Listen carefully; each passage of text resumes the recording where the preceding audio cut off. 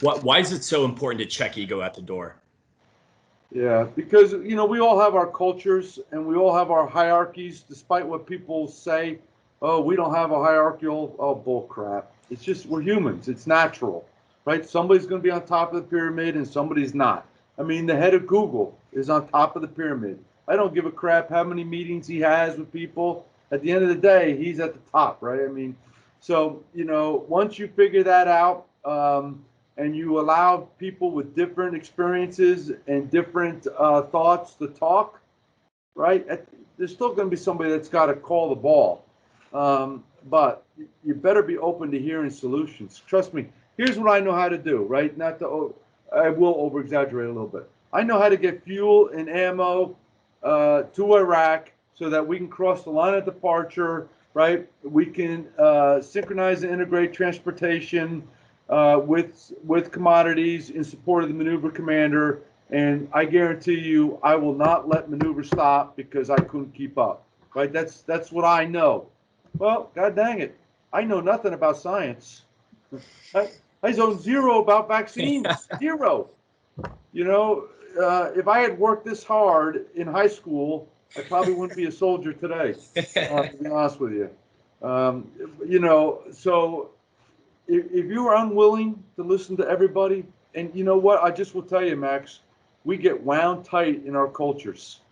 I was just talking to Colonel Alexander about this in the hallway.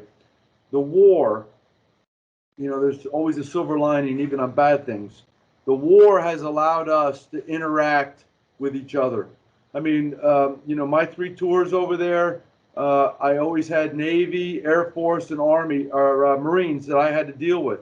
And it got more intricate as as I got older.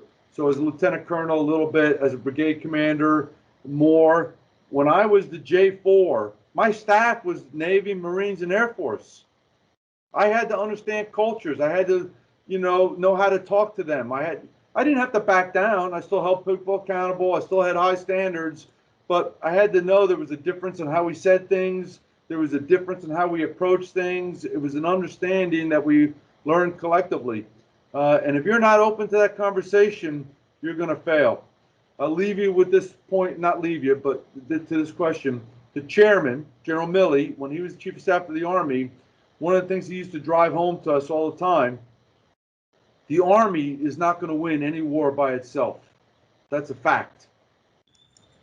So you better figure out how to build relationships and understand cultures and understand what they can bring to the table so that you best can apply it to the situation you're in. And anybody who thinks otherwise, is not going to be successful. You want to bring everything to bear on the problem. One of the things, you can't see it on my whiteboard, and if I move this camera, I'll dork it up. But there's a little note to myself personally that says, are you utilizing everything possible to solve your problem?